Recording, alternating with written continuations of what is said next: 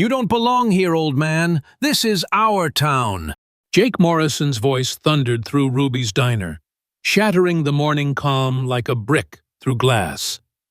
The coffee cup in Robert Mitchell's weathered hand trembled slightly, not from fear, but from the arthritis that had been bothering him since the temperature dropped last week. At 75, Bobby had faced down worse men than these three who now surrounded his corner booth, their shadows falling across his morning newspaper like storm clouds gathering before a tempest. Jake Morrison stood at the center of the trio, his leather jacket creaking as he leaned forward, fists planted on the worn Formica table. To his left, Brad Coleman adjusted his expensive vest, the kind that cost more than most people in Riverside, Montana made in a month. Mike Turner completed the triangle, his construction gear still dusty from whatever project he'd abandoned to participate in this morning's intimidation. The diner's 15 other patrons had gone silent, forks suspended halfway to mouths, conversations dying mid-sentence. Someone in the back booth had their phone out, the small red recording light visible even from Bobby's position. Bobby set down his coffee cup with deliberate care, noting how the morning sun caught the Purple Heart pin on his collar, a small detail that Jake and his associates had apparently missed in their eagerness to confront him. "Gentlemen," Bobby said, his voice carrying the quiet authority of someone who had commanded respect in far more dangerous situations than a small-town diner, "I'm trying to enjoy my breakfast. Perhaps we could discuss whatever's troubling you at a more appropriate time." If Bobby's calm response in the face of these bullies makes your blood boil with anticipation, hit that like button right now to stand with him. Subscribe to follow this journey for justice that's about to unfold in ways these three men could never imagine. And if you believe veterans deserve our respect, tap the thanks button just once. Bobby's earned it through decades of service. Quick question while the tension builds. Which state are you watching from? I'm curious if anyone's tuning in from Montana, like our brave Bobby here. Jake's response came swift and violent. His hand swept across the table, sending Bobby's coffee cup flying, the dark liquid splashing across the newspaper and dripping onto the cracked vinyl seat. The ceramic shattered against the floor, the sound sharp as a gunshot in the tense silence. Nancy Foster, the diner's manager for the past 12 years, reached for the phone behind the counter, her fingers already dialing 911 even as her hand shook. In the corner, Sarah Williams, a freelance journalist who'd been documenting small-town corruption for the past 3 years, adjusted her phone's angle to capture everything while remaining partially concealed behind a menu. "I said," Jake repeated, his face reddening as he grabbed Bobby's newspaper and tore it in half, then quarters, then eighths, letting the pieces flutter to the floor like dead leaves. "You don't belong here. You've been in Riverside for what, 6 months? You think that gives you the right to stick your nose where it doesn't belong?" The accusation hung in the air, heavy with implications that went far beyond a simple territorial dispute.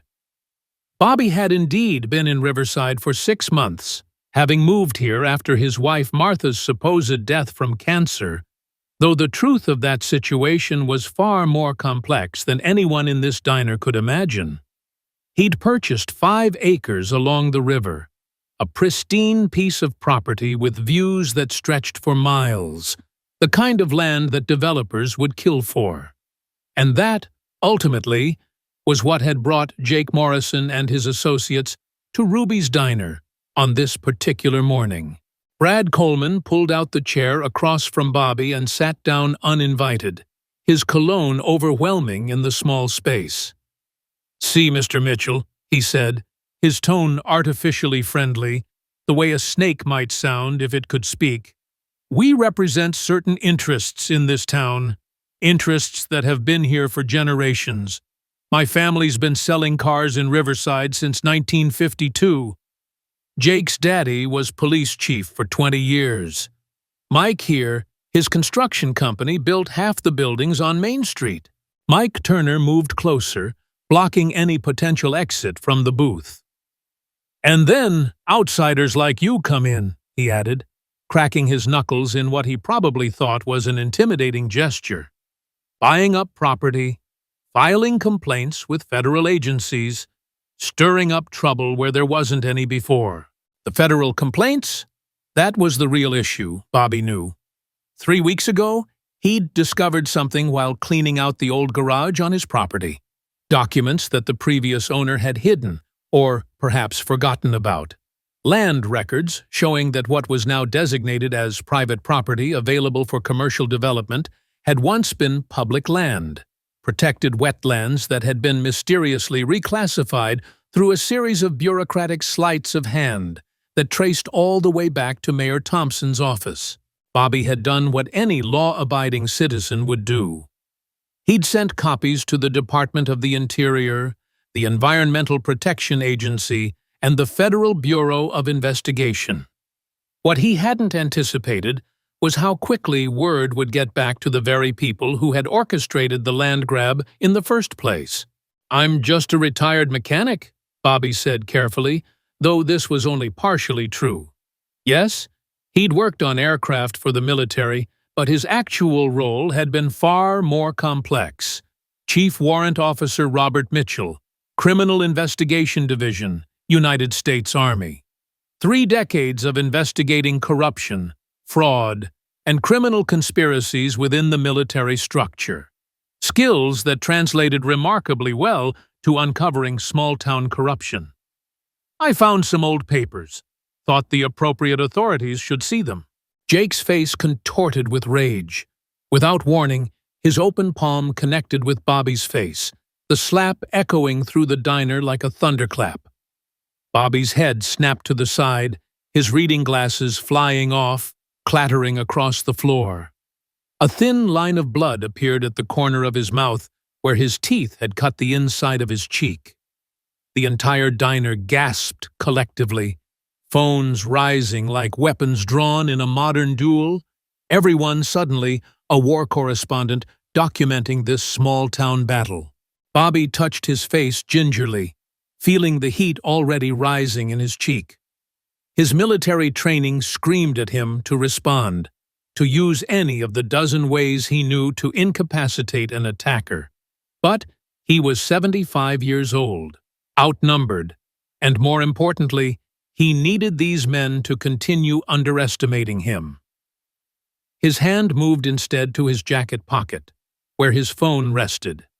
The phone that was already connected to a call he'd placed the moment he'd seen Jake's truck pull into the diner's parking lot. "That's assault," Nancy Foster said, her voice shaking but determined. She held the diner's phone in one hand, her personal cell phone in the other, recording everything. "I've called the police. They're on their way." Jake laughed, the sound harsh and confident. "The police? You mean Captain Harrison? My poker buddy Mark Harrison? Yeah, I'm sure he'll rush right over to arrest me for teaching an old man some manners." The revelation of police corruption didn't surprise Bobby. In his 6 months of investigation, he'd uncovered a web of connections that ran through every level of Riverside's power structure. What had started as a simple land fraud case had revealed itself to be something far more sinister, a network that used this small Montana town as a hub for money laundering, drug trafficking, and worse.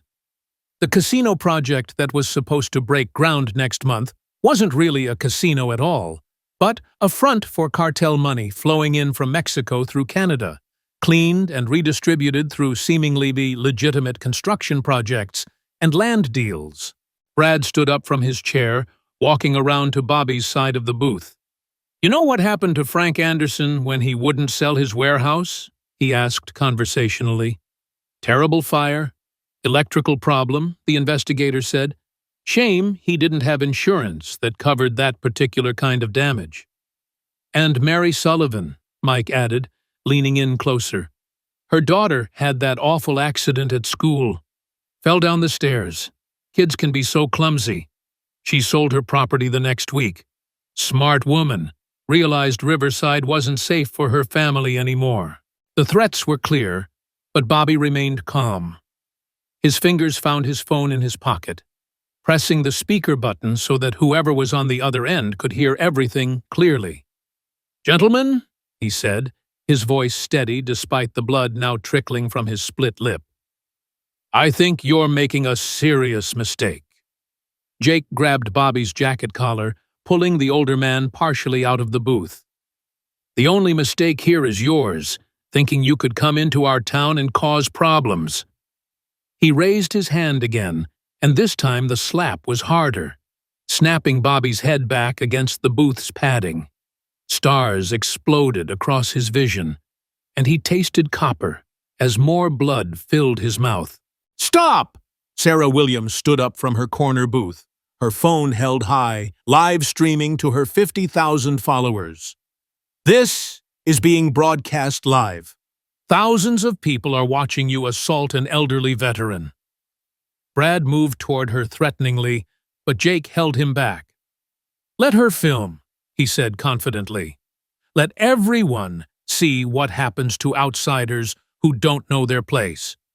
Besides, her little video's going to have a real unfortunate corrupted file problem when Captain Harrison confiscates her phone as evidence." The diner's door chimed as Tom Bradley entered, and the atmosphere shifted slightly.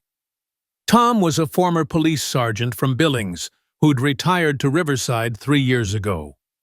He was also Bobby's only real friend in town, one of the few people who knew that Bobby's investigation went deeper than anyone suspected. Tom's hand rested casually on his hip, where Bobby knew he kept his licensed, concealed carry weapon. "Morning, everyone," Tom said pleasantly, though his eyes were hard as granite. "Seems like there's some kind of disturbance here. Bobby, you okay?" "Just fine, Tom," Bobby replied, wiping blood from his mouth with a napkin. "These gentlemen were just explaining the local social hierarchy to me." Mike Turner stepped forward, blocking Tom's path to Bobby's booth. "This doesn't concern you, Bradley. Why don't you get your coffee to go?"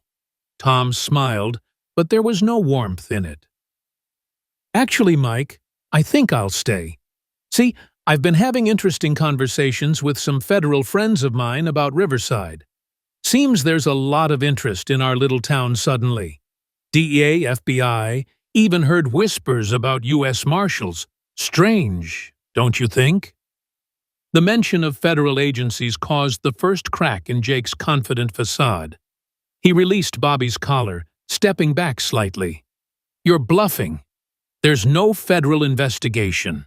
Bobby's phone, still connected to its call, suddenly spoke.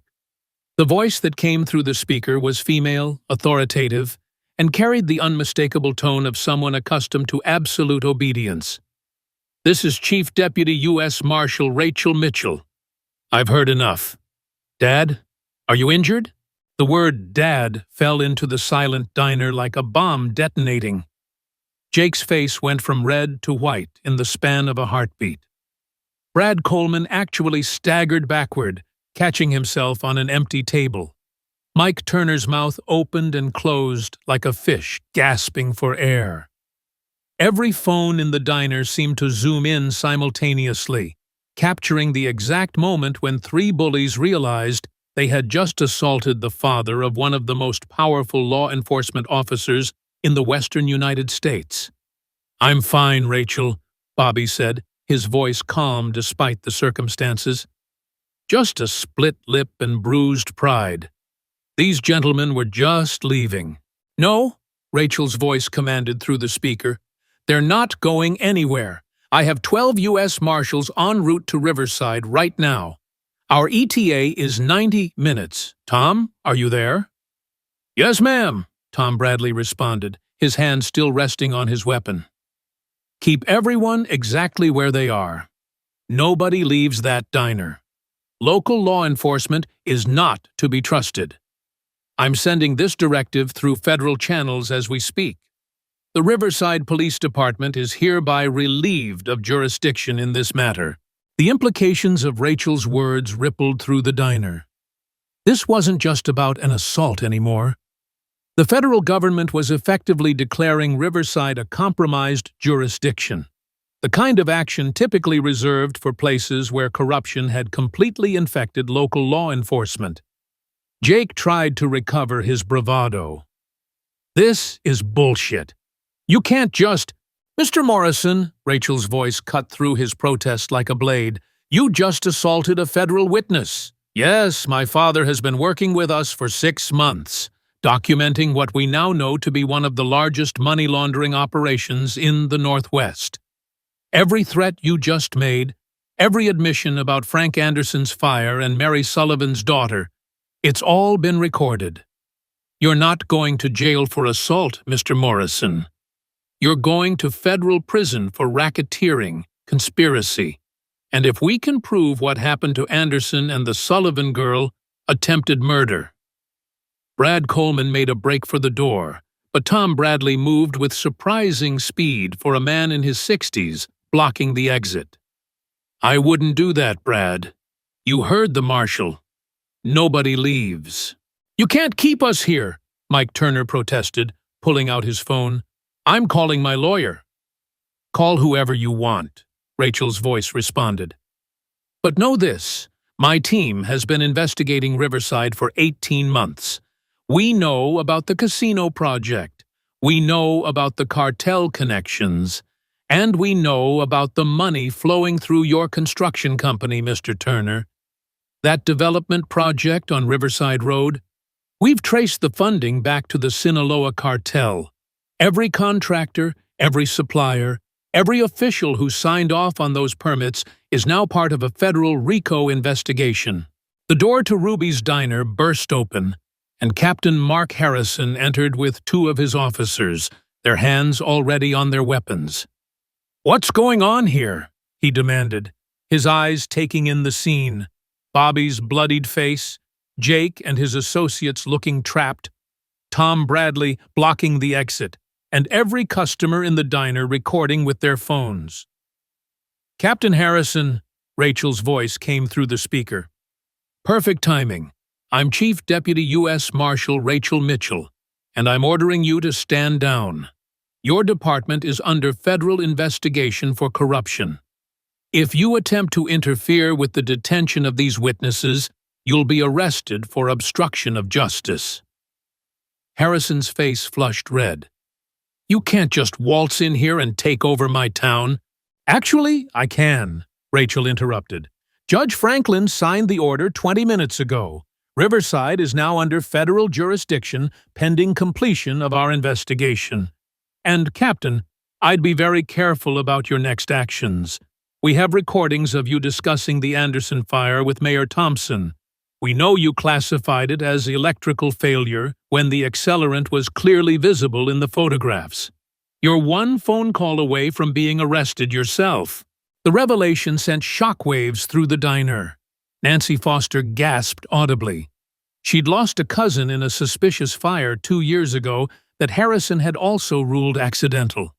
Sarah Williams was typing furiously on her phone, her live stream viewer count climbing past 75,000 as the story went viral in real time.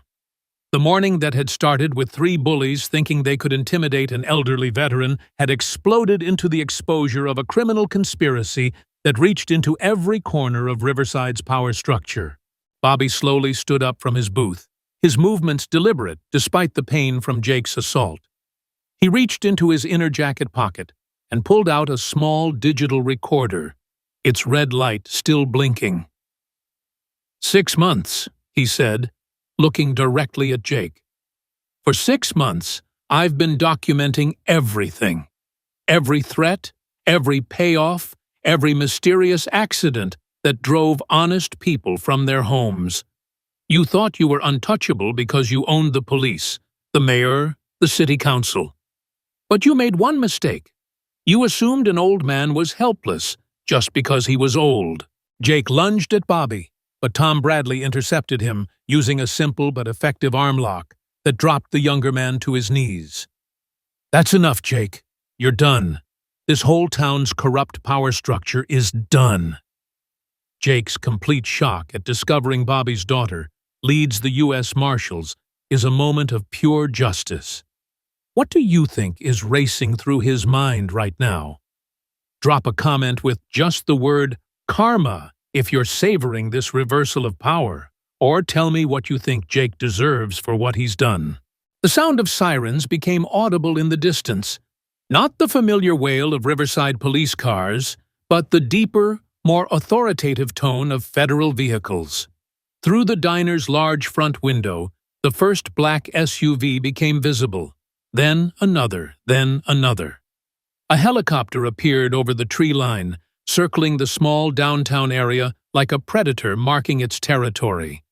Mayor David Thompson's silver Rolls-Royce screeched to a halt outside the diner, and the man himself emerged, his $5,000 suit immaculate despite the obvious panic in his movements. He burst through the door, his eyes wild as he took in the scene. "What the hell is happening here?" Thompson demanded, his usual politician's smooth demeanor cracking under the pressure. "Captain Harrison, why aren't you maintaining order?" "Mayor Thompson," Rachel's voice came through the speaker again, and Thompson froze at the sound. "How convenient that you're here. Saves us the trouble of tracking you down. You should know that we've been monitoring your communications for the past 6 months. That call you made to Senator Wilson last night? The one where you discussed moving the money offshore? We have the entire recording." Thompson's face went ashen. "I don't know what you're talking about. This is harassment." "No, Mr. Thompson," Rachel cut him off. This is justice. My father moved to Riverside specifically to investigate your operation. Did you really think the federal government wouldn't notice when small-town land deals suddenly involved $50 million in untraceable funds? When construction companies with no significant assets were winning contracts worth millions? When people who asked questions ended up having accidents? Bobby pulled out a chair and sat down, his legs suddenly shaky, not from fear, but from the adrenaline finally catching up with him. Tom Bradley kept Jake pinned while Brad and Mike stood frozen, calculating their chances if they ran. The other customers in the diner had formed an impromptu barrier near the exit, their phones still recording, determined to document every second of Riverside's power structure crumbling. Nancy Foster brought Bobby a clean towel and a bag of ice for his face. "I'm sorry, I didn't do more," she whispered. "You called for help," Bobby replied gently. "That was brave enough. Most people in this town have been too scared to even do that." "We're not scared anymore," said an elderly woman from a nearby booth. Bobby recognized her as Margaret Henderson, whose son had been run out of town for refusing to sell his farm to the development group. "If the feds are finally here, we're going to tell them everything." A murmur of agreement rippled through the diner. Years of suppressed anger and fear were transforming into determination.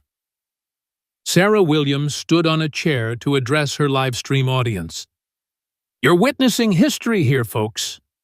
A small town standing up to corruption, sparked by one 75-year-old veteran who refused to be intimidated." The first wave of federal vehicles pulled up outside Ruby's diner, and tactical teams emerged with practiced efficiency. Unlike local police, who might have swaggered or postured, these agents moved with clinical precision. They established a perimeter, secured potential exits, and positioned themselves with clear fields of fire, all without drawing a single weapon. The message was clear: resistance would be futile. Rachel Mitchell entered the diner with the force of a hurricane contained in human form. At 38 years old, she commanded attention not through size or volume, but through sheer presence. Her tactical vest bore the U.S. Marshals insignia, and her hand rested casually on her service weapon. Behind her, a dozen Marshals spread through the diner, their movements coordinated like a well-rehearsed dance. "Jake Morrison, Brad Coleman, Mike Turner," Rachel announced, her voice carrying the weight of federal authority. "You're under arrest for assault on a federal witness, conspiracy to commit racketeering, and conspiracy to obstruct justice. You have the right to remain silent." "This is a setup," Jake shouted, struggling against Tom Bradley's grip. "He came here to entrap us. That's illegal." Rachel smiled, but it was the smile of a predator who had cornered its prey. "Entrapment would be if we induced you to commit a crime you weren't predisposed to commit. But you've been threatening and assaulting people for years, haven't you, Jake? We have 17 witnesses ready to testify about your intimidation tactics. My father just gave you the opportunity to show your true nature, and you took it eagerly." She moved to Bobby, kneeling beside his chair to examine his injuries. For a moment, the professional facade cracked, and she was just a daughter concerned for her father. "You okay, Dad? Really?" "I've had worse in Baghdad," Bobby replied, managing a slight smile despite his split lip. "Though I was considerably younger then." Rachel stood and turned to face Mayor Thompson, who had been slowly edging toward the door. "David Thompson, you're also under arrest. The charges include conspiracy to commit fraud, money laundering, and violation of the RICO Act. Your friends in high places can't help you now. Senator Wilson was arrested an hour ago in Washington. He's already trying to make a deal, and guess whose name he mentioned first?" Thompson's legs gave out, and he collapsed into a nearby booth. The weight of his crimes, the empire of corruption he'd spent years building, had just crashed down on him in a matter of minutes. "I want my lawyer," he said weakly. "Of course," Rachel replied. "You'll have plenty of time to talk to lawyers. Federal prosecutors love cases like this, documented, recorded, with multiple witnesses. The conviction rate is around 98%. Captain Mark Harrison had remained silent during Rachel's arrival, but now he stepped forward, trying to salvage some authority. "Marshal Mitchell, I think there's been a misunderstanding. These are respected members of our community." "Captain Harrison," Rachel cut him off. "Save it. We have 18 months of surveillance on you. Every bribe, every cover-up, every time you looked the other way while people like Jake terrorized innocent citizens. Officer Daniel Rodriguez has been wearing a wire for the past 6 months. He's documented everything." As if on cue, Officer Rodriguez entered the diner, removing his police badge and replacing it with a federal one. "Special Agent Rodriguez, FBI," he announced. "Sorry, Captain.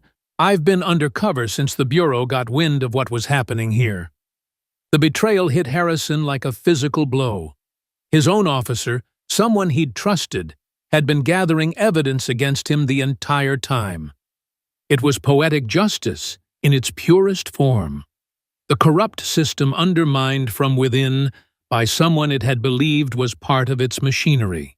Rachel's team worked with systematic efficiency, reading rights, securing suspects, and documenting the crime scene.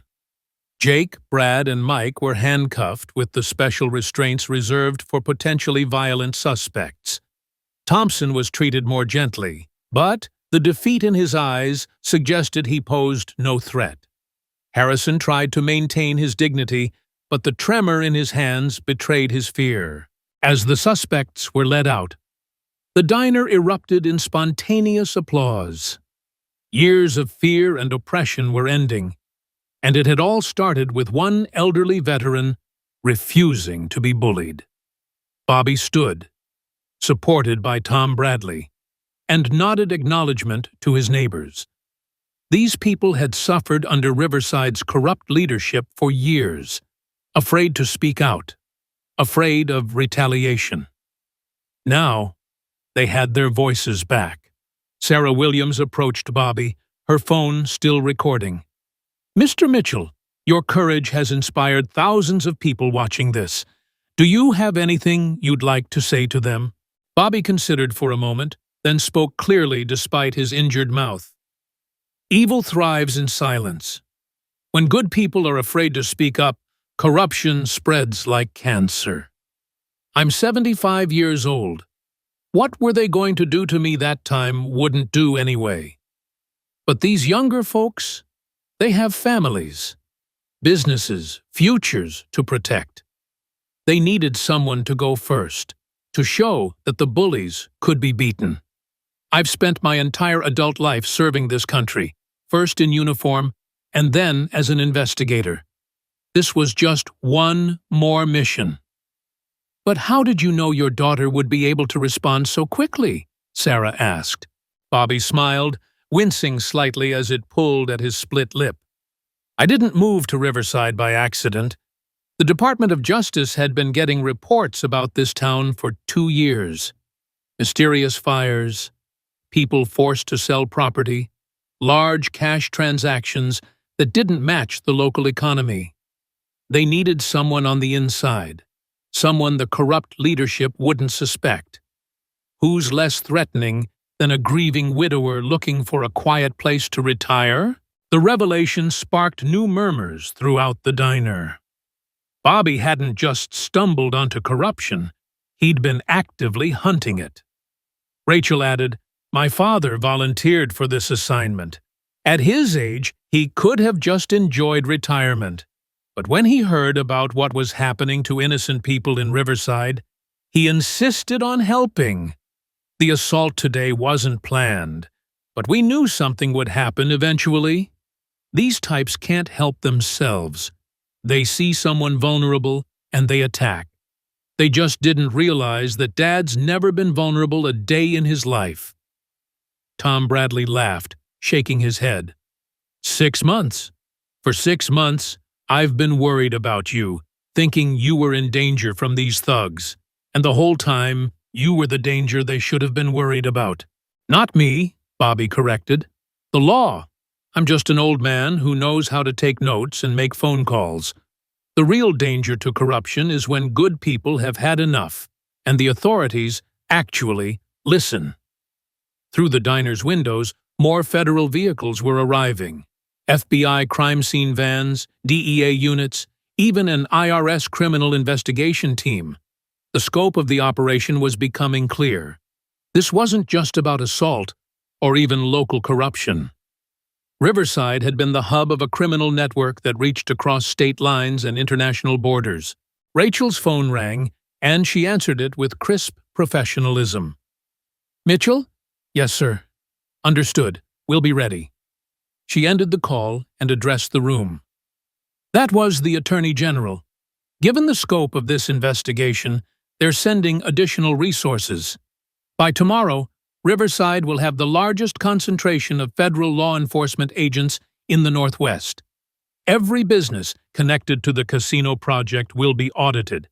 Every suspicious financial transaction will be investigated. Every person who was threatened or forced out of their property will be interviewed. Margaret Henderson stood up, tears streaming down her weathered face. "My son can come home?" "Ma'am," Rachel replied gently, "not only can he come home, but he may be entitled to significant compensation for what was done to him. The assets we're seizing from this criminal enterprise will be used to make victims whole again." The emotional weight of that statement rippled through the diner. People who had lost homes, businesses, and loved ones to Riverside's corruption were seeing the first glimpse of justice in years. Nancy Foster was openly weeping, clutching her phone with the 911 call that had started the avalanche of law enforcement response. But the story was far from over. As federal agents processed the crime scene and took statements from witnesses, Bobby's phone rang. The number was unlisted, but he recognized it immediately. He answered it on speaker, letting Rachel hear. "Bobby," the voice was male, older, with a slight southern drawl. "This is Senator James Wilson. I understand there's been some unpleasantness in Riverside today." Rachel's eyes sharpened. Wilson was the biggest fish in this corrupt pond, a 3-term senator who had used his position to facilitate the money laundering operation while maintaining a spotless public image. "Senator," Bobby replied calmly, "I'd say unpleasantness is an understatement. Your associates assaulted me in front of witnesses." "My associates?" Wilson's voice carried feigned surprise. I don't know what you mean. I have no connection to whatever local troubles you're experiencing. That's interesting, Rachel interjected, because we have recordings of you discussing the casino project with Mayor Thompson. We have bank records showing transfers from accounts you control to the construction companies involved. We have emails where you explicitly discuss using Riverside as a distribution point for cartel money. There was a long pause. When Wilson spoke again, his voice had lost its folksy charm. You have no idea what you're dealing with. This goes far beyond some small-town corruption case. There are people involved who won't hesitate to eliminate problems. Is that a threat, Senator? Rachel asked, her voice deadly calm. It's a reality check, Marshal Mitchell. Your father should be very careful. Accidents happen, even to federal witnesses. The line went dead. The diner had gone silent again, the implied threat hanging in the air like smoke. But Bobby just smiled, a cold expression that would have been familiar to anyone who had served under him in military intelligence. He's panicking, Bobby observed.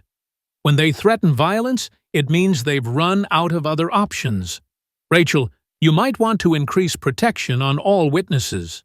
Already done, Rachel replied. We knew this would escalate once the arrests started. Every person who's agreed to testify will have federal protection.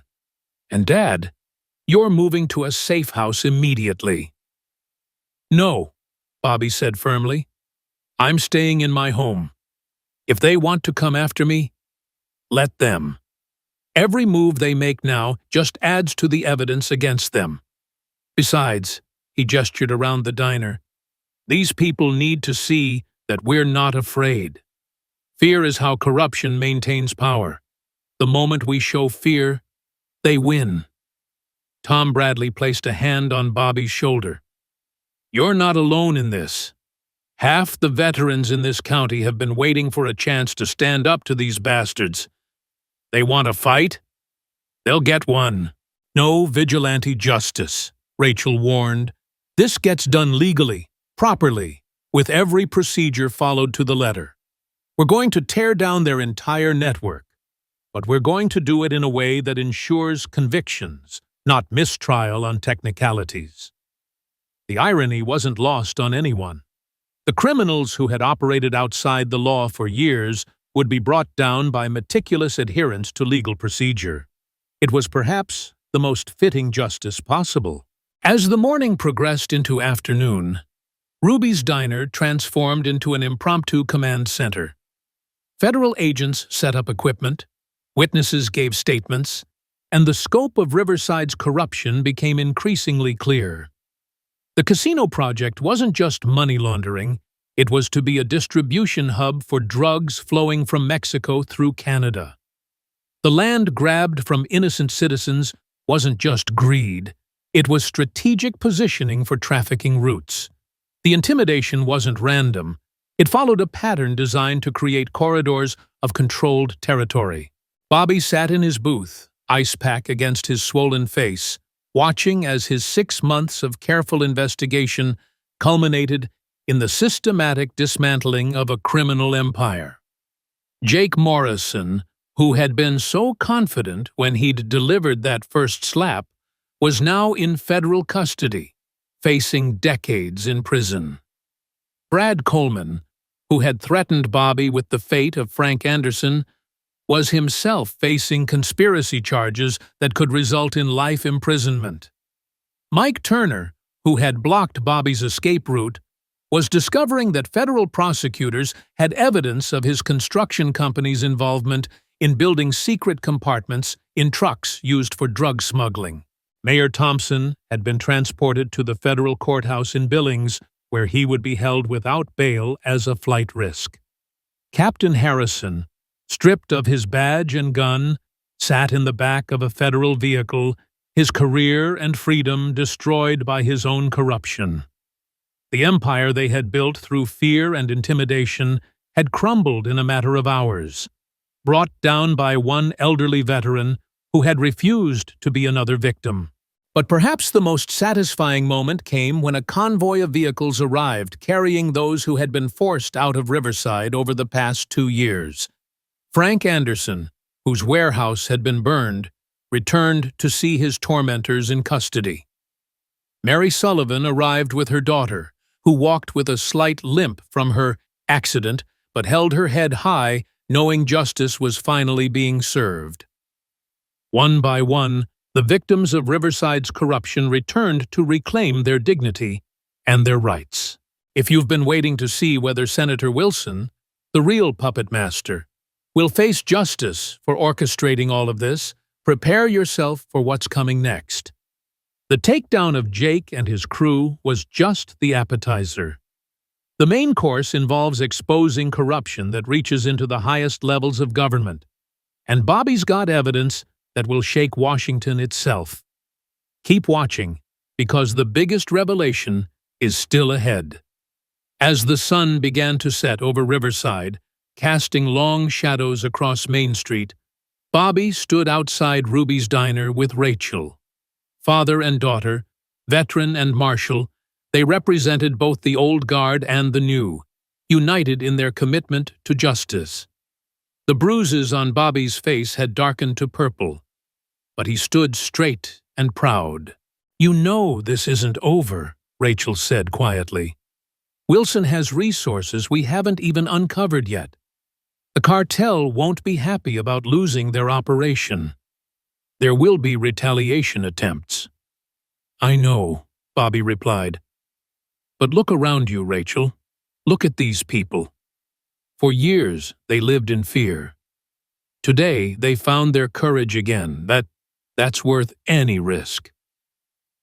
Inside the diner, Nancy Foster had posted a new sign, "Ruby's Diner, where justice was served." It would become a symbol of Riverside's transformation, a reminder that one person standing up to bullies could inspire a community to reclaim its soul. The story was far from over. The investigation would continue for months, uncovering layers of corruption that reached into multiple states. Trials would dominate headlines. Some would flee, others would flip, and a few would fight to the bitter end. But the crucial moment, the turning point when everything changed, had been that morning in Ruby's diner, when 3 bullies had made the mistake of assaulting the wrong elderly veteran. As federal agents continued their work into the night, processing evidence and securing the crime scene, Bobby allowed himself a moment of satisfaction. His mission in Riverside was far from complete, but the hardest part, getting the criminals to reveal themselves, was done. Now came the methodical work of ensuring justice was not just served, but that it stuck. The next 48 hours would determine whether Riverside's liberation from corruption would hold or collapse under counterattack. Bobby Mitchell understood this with the clarity that came from 3 decades of military intelligence work. As he stood in his living room at 4 a.m., looking out at the river that had brought him into this fight, he methodically reviewed the evidence they'd gathered.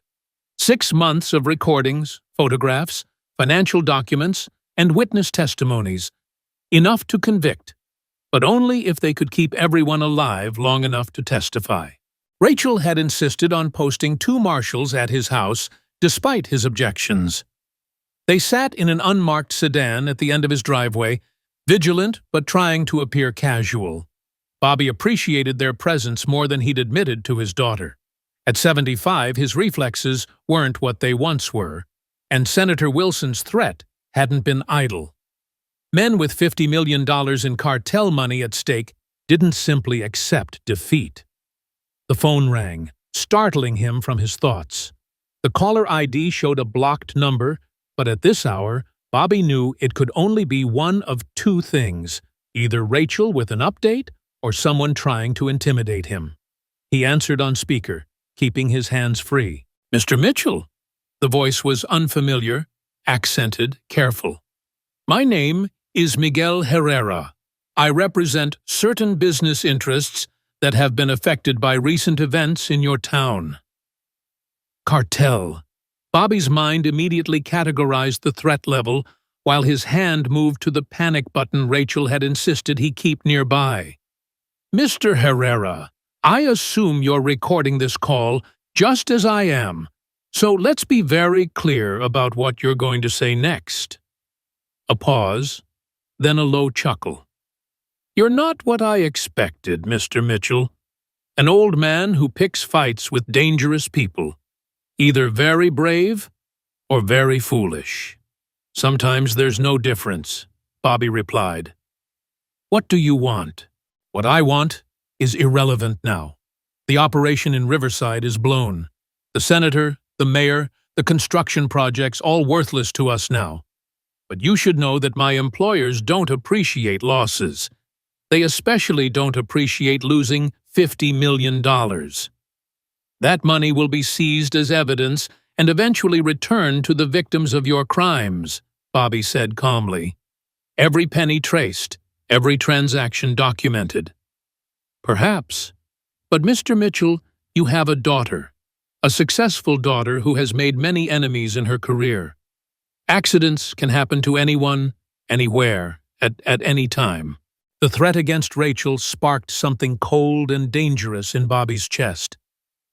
"Mr. Herrera, I'm going to give you some free advice. My daughter has survived 3 assassination attempts in her career. She's protected by the full weight of the United States government. But more than that, she's smart, trained, and absolutely ruthless when it comes to threats. If anything happens to her, or to any witness in this case, the response won't be arrests and trials. It will be the complete and total destruction of your entire network. Every asset seized, every associate arrested, every financial institution that's ever touched your money, frozen. You'll wish you were simply in prison." "You speak boldly for an old man with a bruised face." "I speak from experience," Bobby corrected. "I've spent decades fighting men like you. You're not special, Mr. Herrera. You're not untouchable.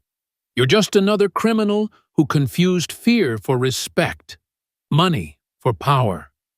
And now you're about to learn the difference." The line went dead. Bobby immediately called Rachel, who answered on the first ring despite the early hour. "Dad? What's wrong?" "Just had a call from the cartel. Miguel Herrera, making threats." Bobby could hear Rachel typing rapidly in the background. "They're angry about the money, made veiled threats against you." "Herrera," Rachel repeated. "We've been tracking him. He's middle management for the Reynosa faction. The fact that he called personally means they're desperate. I'm adding extra security to all witnesses immediately. And Dad, you're moving to the safe house. No arguments." "No," Bobby said firmly. "If I run now, everyone else will panic.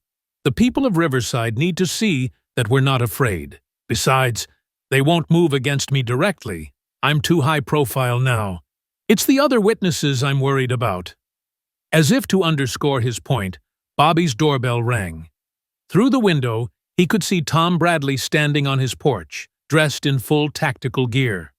Behind him were 6 other men, all military veterans Bobby had met around town over the past months. "Looks like the cavalry has arrived," Bobby told Rachel. "Tom's here with reinforcements." "Dad, no vigilante justice." "Not vigilantes," Bobby interrupted, opening the door. "Just some old soldiers who understand that sometimes the best defense is showing strength." Tom Bradley entered, followed by the others. Bobby recognized them all. Former Marines, Army Rangers, even a Navy SEAL who ran the hardware store. Men who had served their country in uniform and now lived quiet lives in small towns across Montana. But beneath their civilian clothes and aged faces were warriors who had never forgotten their training. "Bobby," Tom said simply, "word's out about the cartel threats. We're not letting them intimidate our town again. We've set up a neighborhood watch, all legal and above board. Every witness has veterans watching their homes. Anyone strange shows up. We call it in and document everything." The federal agents won't like civilians getting involved, Bobby warned. We're not civilians, corrected James Murphy, the former SEAL. We're concerned citizens exercising our constitutional rights to protect our community. Besides, we're not armed, officially. We're just old men having coffee and keeping an eye on things. Bobby couldn't help but smile. The cartel had threatened a town full of military veterans, men who had faced worse dangers in foreign lands and come home looking for peace. They'd found it in Riverside, and they weren't about to let criminals take it away. By dawn, Riverside looked like a town under subtle siege, but not in the way the cartel might have hoped. Veterans were everywhere, sitting in coffee shops with clear views of witness homes, walking dogs past strategic locations, working on cars in driveways that happened to overlook key approaches. It was a masterclass in surveillance disguised as small-town routine. Sarah Williams arrived at Bobby's house at 7 a.m. with her camera crew. The journalist had become a national figure overnight, her live stream of the diner assault viewed over 10 million times. Now, major networks were bidding for exclusive interviews with Bobby.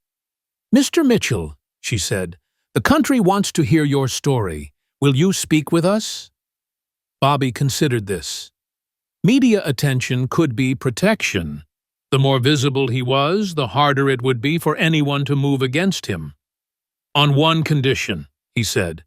"We do it live, no editing, and we do it from Ruby's Diner. Let's show everyone that Riverside isn't afraid." An hour later, Ruby's Diner was packed with cameras, lights, and reporters from every major network. Nancy Foster had opened early, serving free coffee to everyone who came to show support. The booth where Jake Morrison had assaulted Bobby had been marked with a small plaque. "The booth where justice began." Bobby sat in that same booth, his bruised face visible to the cameras, but his posture straight and dignified. Sarah Williams sat across from him, preparing for a live interview that would be broadcast nationally. "Mr. Mitchell," Sarah began, as the red recording lights illuminated, "3 days ago, you were assaulted in this diner for standing up to corruption. Today, 3 men are in federal custody. A mayor has been arrested, and a United States senator is under investigation. How does it feel to have sparked such a massive response?" "I didn't spark anything," Bobby replied carefully. "The corruption was already here, festering like an infection. All I did was shine a light on it. The people of Riverside, the federal agents who responded, the witnesses brave enough to speak up, they're the ones who deserve credit. But you were specifically targeted. You moved here knowing you'd be investigating dangerous people. Why take that risk at your age?" Bobby touched the Purple Heart pin on his collar. "I earned this in Vietnam, Ms. Williams. I've seen what happens when good people do nothing in the face of evil. I'm 75 years old. What's the worst they could do to me that time isn't already doing? But these younger folks, they have decades ahead of them. They deserve to live those years free from fear and corruption. The cartel has reportedly made threats. Are you afraid?" "Fear and caution aren't the same thing," Bobby answered. "I'm cautious. But afraid? No. I've faced worse enemies than drug dealers and corrupt politicians. And this time, I'm not alone. Look around this diner. These are people who refuse to be intimidated anymore." The camera panned across the packed diner, capturing faces of residents who had come to show support. Many were crying, overwhelmed by the sudden reversal of their town's fortunes. Others looked determined, ready to testify regardless of threats. Sarah leaned forward. "There are rumors that your wife's death wasn't from cancer, that she's actually in witness protection. Can you comment on that?" Bobby's expression softened slightly. "Martha is gone," he said simply, and technically it was true.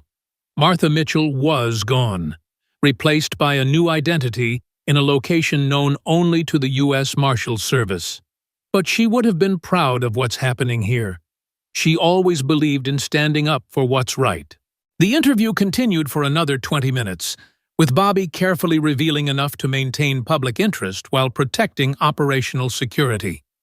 He spoke about the Veterans Network that had spontaneously formed to protect witnesses, about the federal investigation that was uncovering corruption in 5 states, about the importance of ordinary citizens standing up to crime.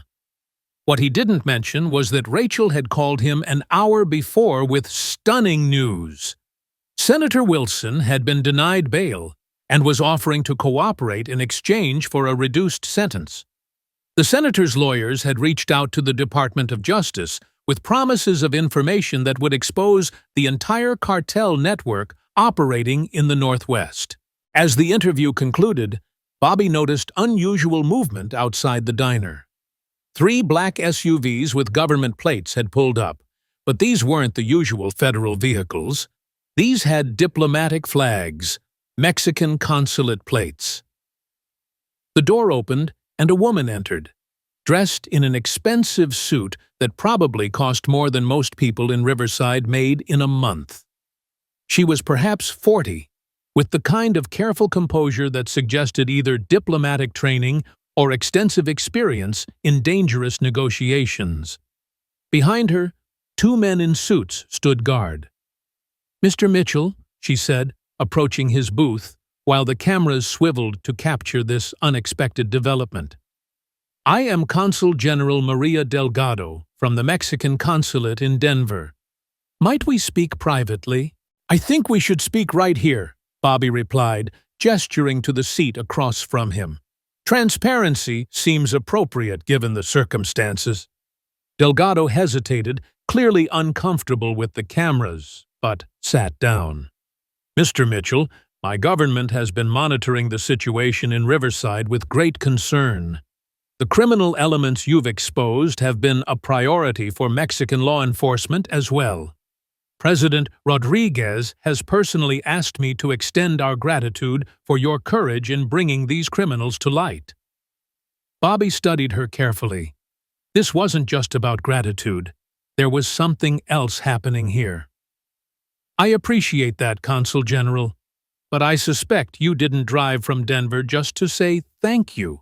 Delgado smiled slightly. "You're correct.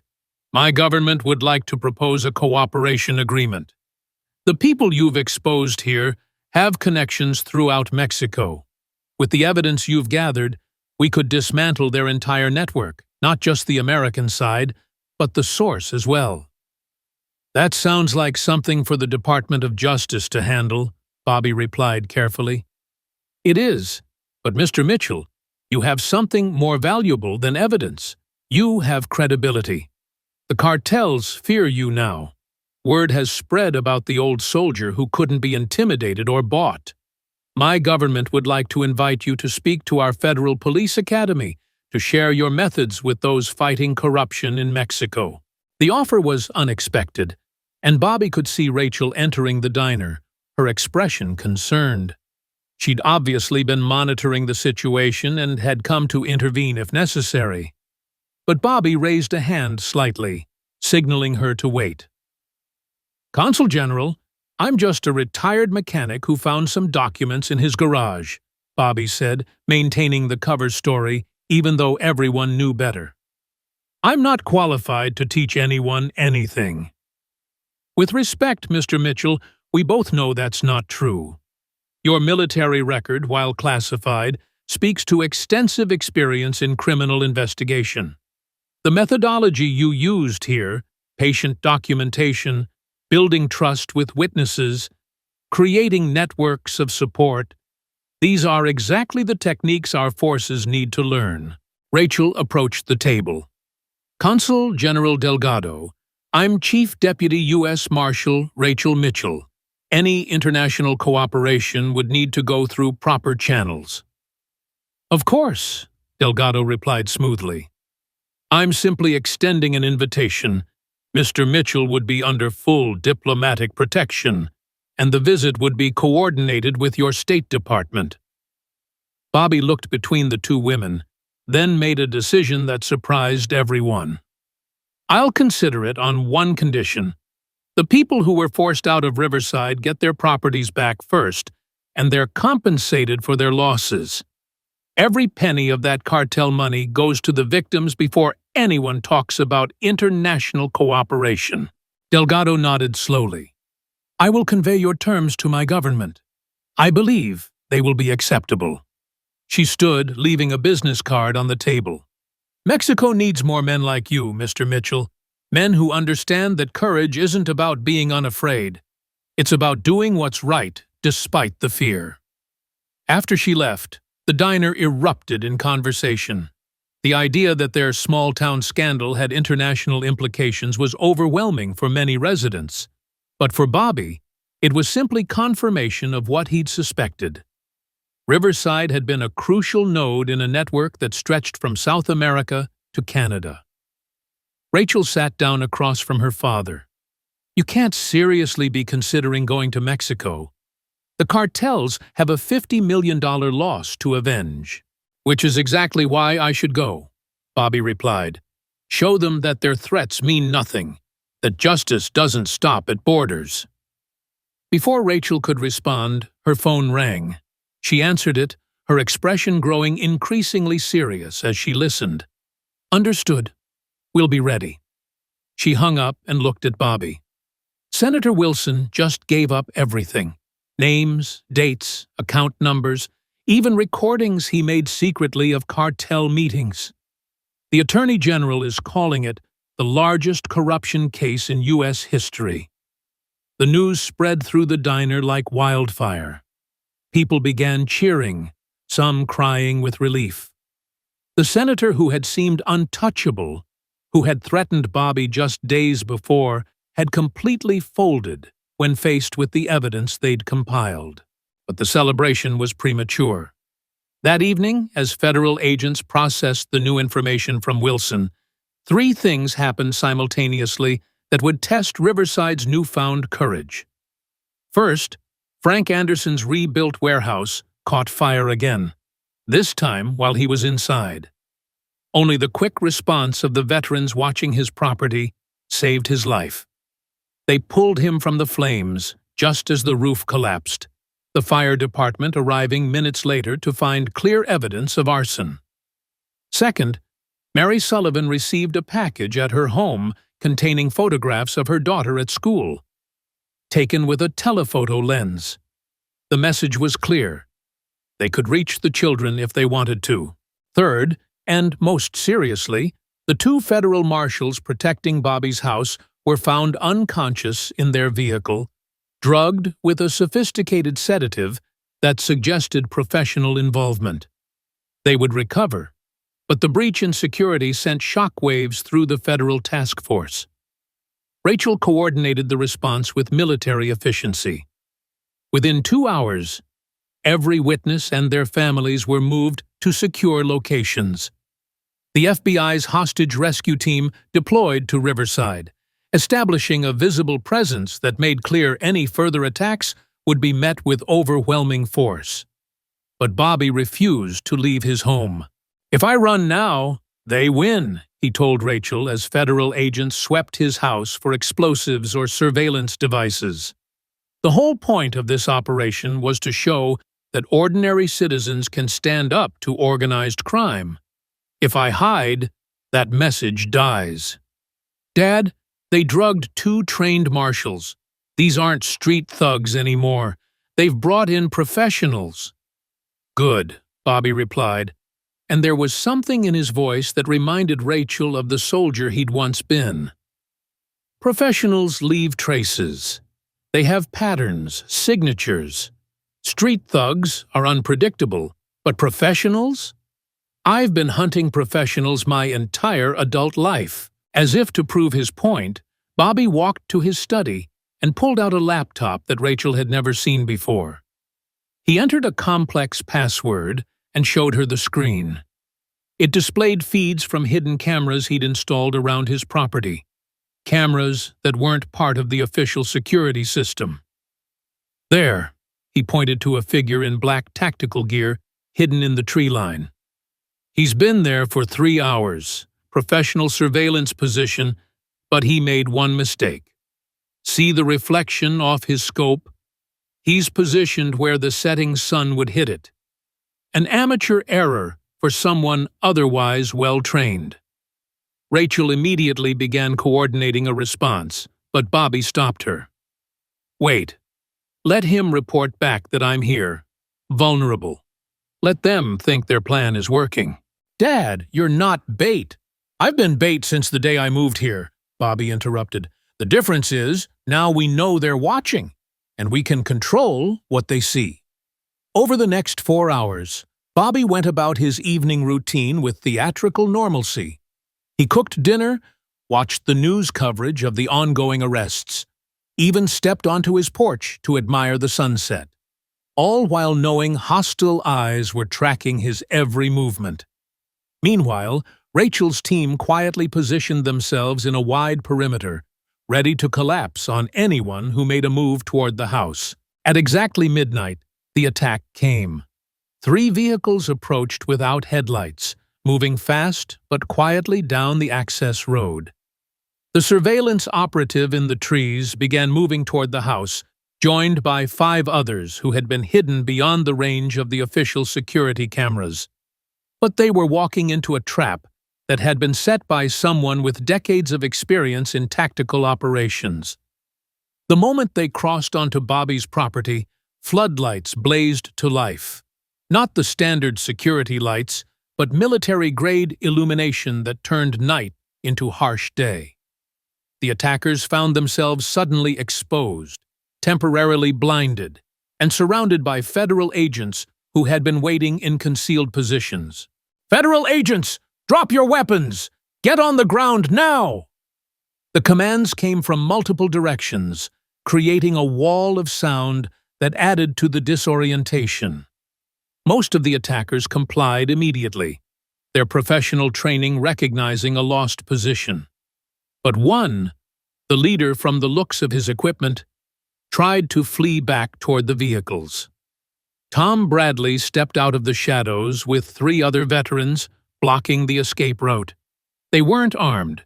They didn't need to be. Their mere presence, the way they moved in coordinated formation despite their age, made it clear that running would be futile. The operation was over in less than 60 seconds. 6 cartel assassins were in custody without a shot being fired. The vehicles they'd arrived in contained enough evidence to link them directly to the Reynosa faction that Miguel Herrera had mentioned in his threatening call. As the attackers were led away in chains, Bobby emerged from his house. He'd been wearing a bulletproof vest under his cardigan, Rachel's insistence, but otherwise looked like any other 75-year-old man who'd been roused from sleep. He walked directly to the lead attacker, who was being held by 2 federal agents.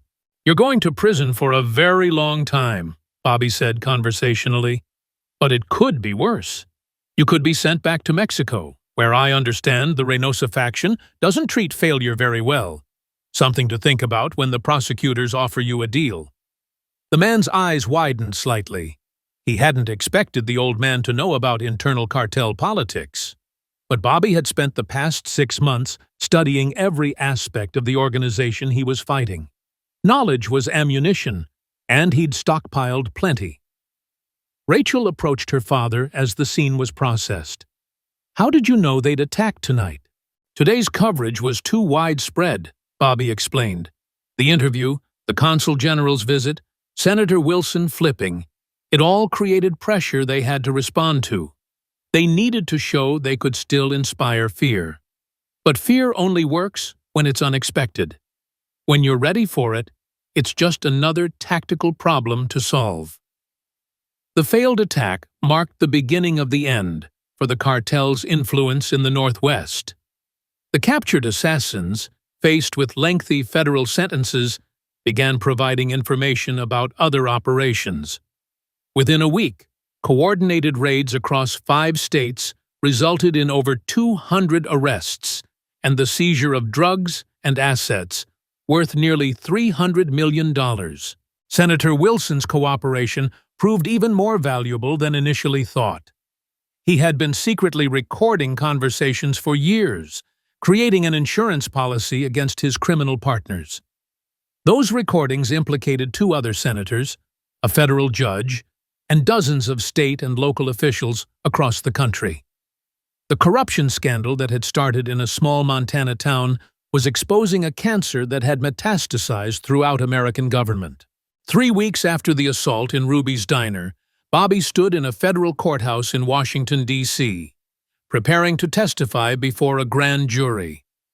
The bruises on his face had faded, but the impact of his actions had only grown stronger. Media from around the world were covering the story of the elderly veteran who had brought down a criminal empire. Rachel stood beside him in the witness preparation room. "You know, this testimony will make you a permanent target. Every criminal organization in the hemisphere will know your name." "They already do," Bobby replied, adjusting his tie.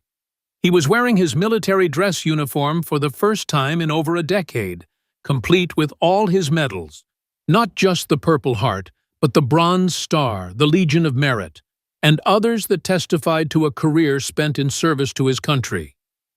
"But that's the point. I want them to know that there are still people who won't be intimidated, won't be bought, won't look the other way." The testimony lasted 6 hours. Bobby methodically laid out everything he'd discovered, every connection he'd traced, every threat he'd received. The grand jury listened in rapt attention as he described how a seemingly simple land dispute had revealed a network of corruption reaching into the highest levels of government.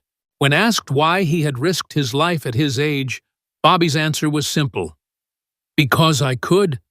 Because I had the skills, the experience, and frankly, less to lose than younger people with families to protect.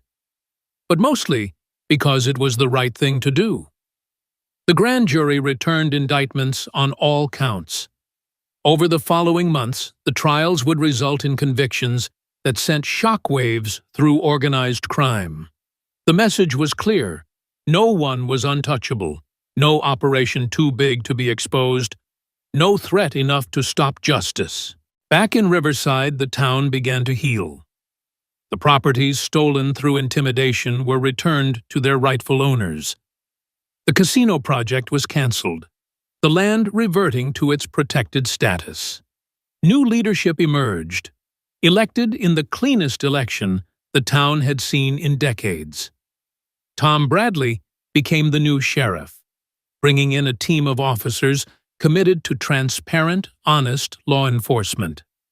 Ruby's Diner became something of a tourist attraction, with people coming from across the country to sit in the booth where Bobby had been assaulted.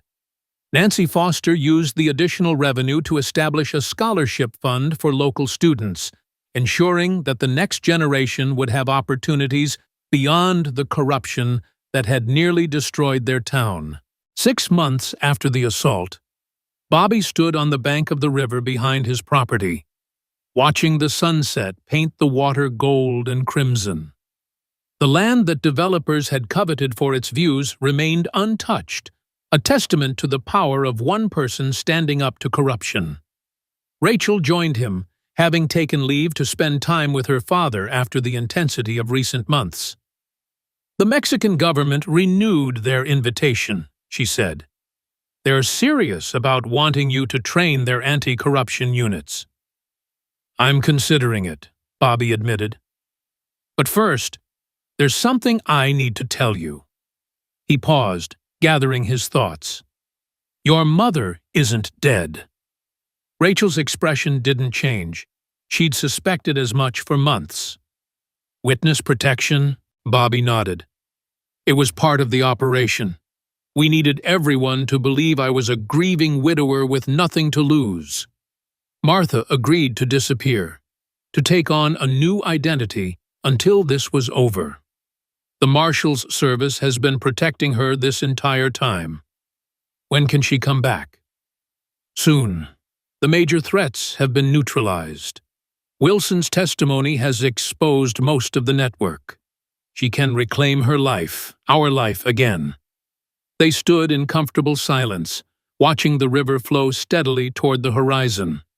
The water that had brought so much conflict to Riverside continued on its eternal journey, indifferent to human schemes and ambitions. But the town it flowed through had been fundamentally changed. A year later, Riverside hosted a ceremony that brought together law enforcement from across the nation. The Department of Justice was dedicating a new training center focused on combating rural corruption, built on the site of what would have been the casino.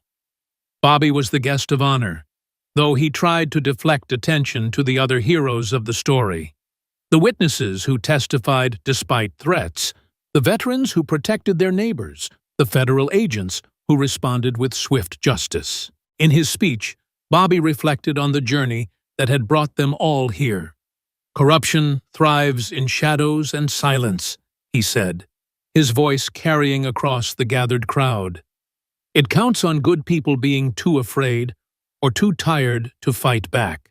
But we proved here in Riverside that ordinary citizens, when they stand together, when they refuse to be intimidated, can defeat even the most entrenched criminal networks." He paused, looking out at the faces in the crowd, some familiar, others strangers who had come to learn from Riverside's example. "I'm 76 years old now. I won't be around forever to fight these battles. But looking at all of you, seeing the determination in your eyes, I know the fight will continue. Every small town that refuses to bow to corruption, every citizen who speaks up despite fear, every law enforcement officer who chooses integrity over easy money. You are all part of this victory." The applause was thunderous, but Bobby barely heard it. His attention was on a figure at the back of the crowd, a woman with silver hair and familiar eyes. Martha Mitchell had finally come home, her part in the operation complete. Their eyes met across the distance, and she smiled, the same smile that had sustained him through decades of military service and dangerous investigations. After the ceremony, as people mingled and shared stories, Jake Morrison approached Bobby. He was wearing a federal prison uniform brought to the ceremony as part of a restorative justice program. The former bully looked smaller somehow, diminished not just by incarceration, but by the weight of understanding what he'd been part of. "Mr. Mitchell," Jake said, his voice nothing like the confident snarl from that morning in the diner. "I wanted to apologize. Not because it might reduce my sentence, but because I need you to know that I understand now. I was so afraid of losing what little power I had that I became a monster.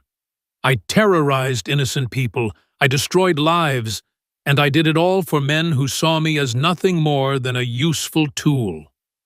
Bobby studied the younger man carefully. Prison had aged Jake, but there was something else in his eyes. Genuine remorse, perhaps even the beginning of wisdom. "Your apology is accepted, Jake, but words are easy. When you get out, what you do then will determine whether you've really changed."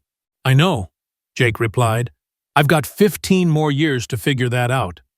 But when I do get out, I want to come back to Riverside. Not to reclaim anything, but to make amends, to help rebuild what I helped destroy." It was a promise that might never be kept, but the fact that Jake was making it at all suggested that even the most corrupted souls could potentially find redemption. Bobby shook the younger man's hand, a gesture that was photographed and would later become symbolic of Riverside's commitment to justice, tempered with mercy. As the sun set on the ceremony, Bobby and Martha walked hand in hand through the town they had helped save. They passed Ruby's diner, where Nancy Foster waved from behind the counter. They walked by the sheriff's office, where Tom Bradley was training his new deputies in community policing methods. They strolled past the memorial erected for those who had suffered under the previous regime. Frank Anderson, Mary Sullivan's daughter, and dozens of others who had been victimized by corruption. "Was it worth it?" Martha asked, speaking freely for the first time in 18 months. "All the danger, the separation, the fear. Bobby squeezed her hand gently, his weathered fingers intertwined with hers. Look around us, Martha. Children playing without fear. Businesses thriving without paying protection money. People walking freely, speaking freely, living freely. Yes, it was worth it. Every bruise, every threat, every sleepless night was worth it to see this town free again. They reached the river overlook, where Bobby had made his stand against the developers who wanted to destroy the wetlands for profit. A new bench had been installed there, with a plaque that read, "Dedicated to all who stand against corruption, regardless of the personal cost." Bobby and Martha sat on that bench, watching the river flow endlessly toward the horizon. In the distance, the mountains stood eternal and unchanging, indifferent to human struggles, but somehow comforting in their permanence. Riverside had survived its trial by fire, emerging stronger and more united than before.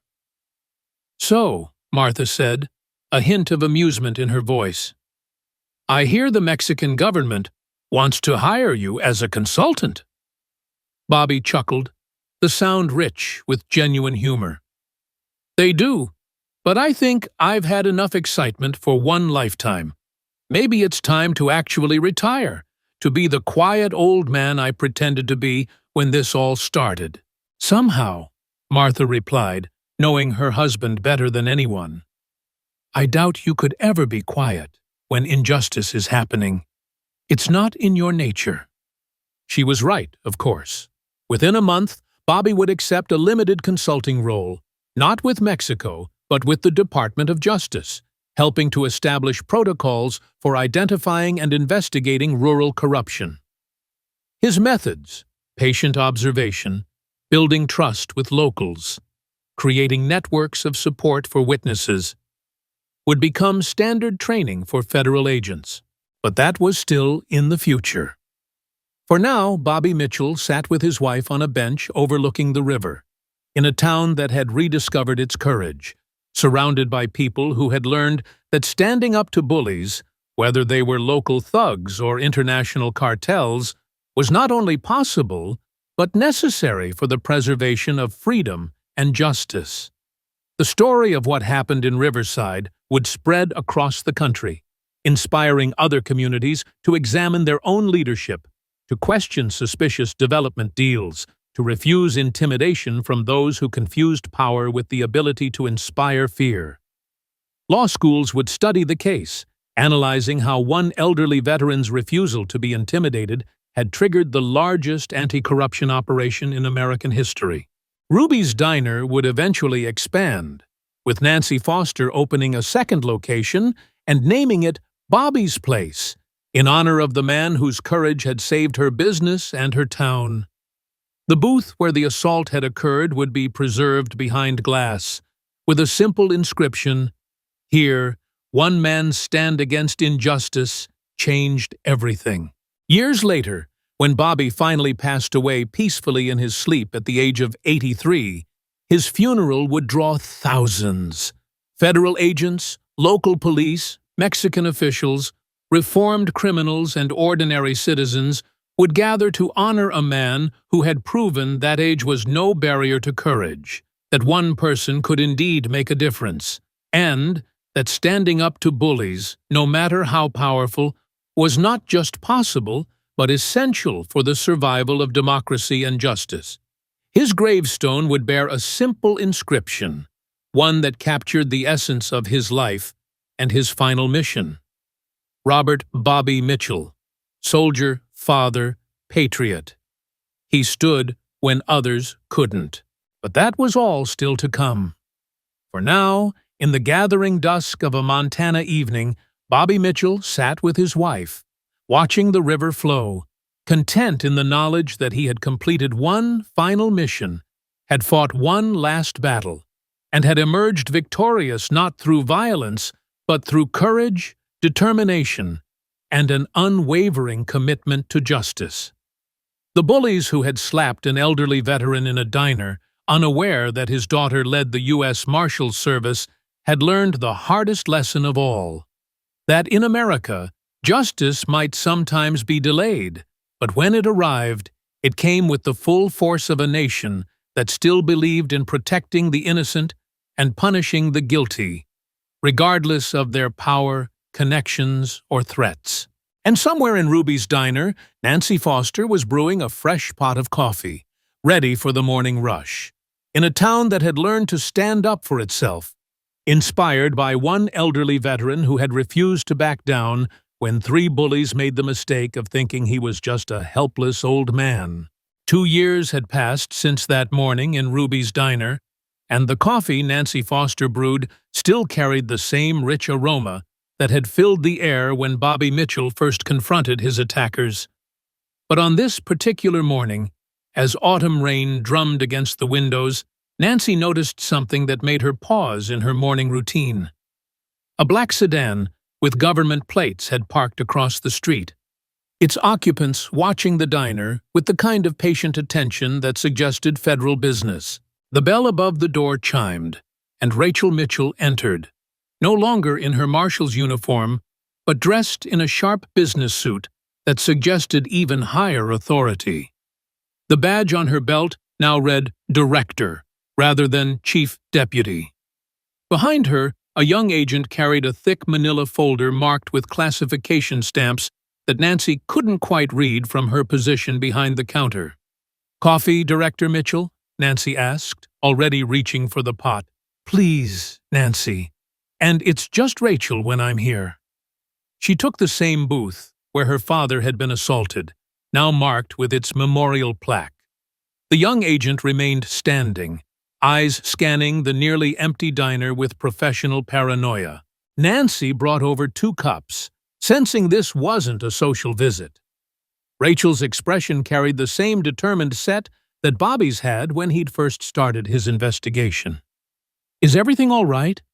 Is Bobby—" "Dad's fine," Rachel assured her. "He and Mom are in Phoenix for the winter. His arthritis, you know." She paused, stirring her coffee thoughtfully. "Nancy, I need to ask you something, and I need you to be completely honest. Have you noticed any unusual activity in Riverside lately? New faces asking questions about the old corruption case? People photographing the memorial sites?" Nancy's hand trembled slightly as she set down the coffee pot. She had noticed things: strangers with expensive cameras who weren't typical tourists, conversations that stopped when locals walked by, cars with out-of-state plates parked for hours near the old warehouse sites. She'd dismissed them as conspiracy theorists or true crime enthusiasts drawn by Riverside's notoriety. "There have been some odd folks around," Nancy admitted. "I figured they were just gawkers. You know, after that Netflix documentary aired last month, we've had all sorts coming through." Rachel nodded, but her expression didn't relax. "Nancy, what I'm about to tell you doesn't leave this booth. The Senator Wilson situation, it didn't end with his conviction. The implication hung in the air like smoke. Senator James Wilson was serving life in federal prison, his testimony having exposed corruption reaching into 3 presidential administrations. But if it didn't end there, he had a son," Rachel continued quietly. "James Wilson Jr. changed his name, disappeared after his father's arrest. We've been tracking him for 2 years. He inherited his father's connections but learned from his mistakes. He's smarter, more careful, and he blames Riverside, specifically my father, for destroying his family." Nancy sank into the opposite seat, her legs suddenly weak. "Is Bobby in danger?" "We don't know. That's the problem. Wilson Jr. hasn't committed any crimes we can prove. He's just watching, building something. We have intelligence suggesting he's been recruiting from the remnants of the old network, offering them a chance at revenge." The young agent finally spoke, his voice tight with concern. "Director, we should evacuate the witnesses, establish protective—" "No!" Rachel cut him off. That's what he wants, to make us afraid again, to make Riverside afraid. Dad taught me that fear is what gives them power. We're not evacuating anyone, but we are going to be ready. She opened the manila folder, revealing surveillance photos that made Nancy gasp. They showed Riverside from various angles: the diner, Bobby's house, the courthouse, even the memorial sites. But more disturbing were the photos of people Nancy recognized: Tom Bradley at the grocery store, Sarah Williams at her news station, even Nancy herself locking up the diner last Tuesday night. "He's been watching all of us," Nancy whispered. "For months," Rachel confirmed. "We think he's planning something for the anniversary, 3 years since the original assault. It would appeal to his sense of poetic justice." Nancy looked at the photos again, then up at Rachel with sudden understanding. "You're not really here just to warn me. You're here because you need us again. The town, the witnesses, you need us to be bait." Rachel's triumphant silence was answer enough. "Just like Bobby was bait," Nancy continued, a mix of fear and determination in her voice. "You want Wilson Jr. to make his move here, where you're ready for him. The difference is, this time we know he's coming," Rachel said. "We have a month to prepare. Federal resources, surveillance systems, undercover agents already in place. But yes, we need the people of Riverside to maintain normal routines, to not show fear." Nancy stood up, walked to the window, and looked out at Main Street. The town had rebuilt itself after the corruption scandal, stronger and more united than before. But could they face another threat? Could they once again stand firm against intimidation? "Bobby would do it," Nancy said finally. "He wouldn't even hesitate. That stubborn old fool would probably insist on being here himself if he knew." "He doesn't know," Rachel said quickly. "And he can't know. His heart. The doctor says the stress could kill him now. This is our fight, not his." The bell chimed again, and Tom Bradley entered, shaking rain from his jacket. He took one look at Rachel, the folder, and Nancy's pale face, and his expression hardened. "When do they get here?" he asked simply. "You knew?" Rachel asked. "Rachel, I've been a cop for 30 years, Director. I know surveillance when I see it. Plus, your undercover agents aren't as subtle as they think. Agent Martinez there has been buying coffee at the wrong times for a genuine construction worker." The young agent flushed red, but Tom waved him off. "Don't worry, son. Only someone looking for patterns would notice. So, when does Wilson Jr. make his move?" Rachel explained the situation again, and Tom listened with the same calm attention he'd shown during the original crisis. When she finished, he had only one question. "What do you need from us?" "Same thing as before," Rachel replied. "Be visible, be unafraid, document everything suspicious, and trust that we're watching even when you can't see us." Tom nodded slowly. "The Veterans Network is still active, informal, but we keep in touch. I can have 20 people ready to help within hours." "No heroics," Rachel warned. "Wilson Jr. isn't like his father's thugs. Our intelligence suggests he's been training with former military contractors, people who know tactics. If something happens, you call it in and get to safety." Nancy returned to the table, her resolve firming. "We'll do it. This town didn't survive one attempt to destroy it just to cower from another. But Rachel, you have to promise me something. If this goes bad, if people get hurt, you'll get Bobby here. He deserves to know what's being done in his name." Rachel hesitated, then nodded. "If it comes to that, I'll tell him everything." As the meeting concluded and Rachel prepared to leave, Nancy caught her arm. "Your father would be proud of you, taking on this burden to protect him. But he'd also tell you that no one person should carry the weight alone." "I know," Rachel replied softly. That's why I'm here. Riverside taught me that communities are stronger than conspiracies. We stopped them before by standing together. We'll stop them again. After Rachel left, Nancy stood alone in the diner, looking at the booth where it all began. The morning rush would start soon, customers expecting their coffee and normalcy, unaware that their small town was once again at the center of a dangerous game. She thought about Bobby Mitchell, enjoying his retirement in Phoenix, unknowing that the fight he'd started wasn't truly over. The coffee maker gurgled, steam rising like spirits from the past. Nancy returned to her routine, but her eyes kept drifting to the window, watching for strangers, documenting faces, preparing once again to be part of something larger than herself. Outside, the rain continued to fall on Riverside, washing the streets clean, but unable to wash away the shadows that were gathering. Somewhere out there, James Wilson Jr. was planning his revenge, patient and methodical like his father, but driven by a personal vendetta that made him far more dangerous. The battle for Riverside wasn't over. It had simply paused, like a held breath before the storm. And this time, the town would have to stand without its most famous protector, trusting in the lessons Bobby Mitchell had taught them.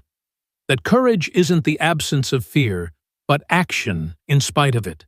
That justice requires vigilance, and that sometimes the price of freedom is the willingness to face danger again and again, for as long as threats emerge from the darkness. Nancy Foster resumed brewing coffee, her hands steady despite the knowledge of what was coming. Behind the counter, barely visible unless you knew where to look, she'd placed a small photo of Bobby Mitchell from that day 2 years ago, bruised but unbroken, and reminder that one person's courage could inspire an entire town to stand against evil, no matter how many times it returned wearing a different face. The story of Riverside was far from over. In fact, it might just be beginning again. You are not alone. Someone wants to hear you. Share your story. Thank you for watching to the end. Please like and subscribe to Stereo.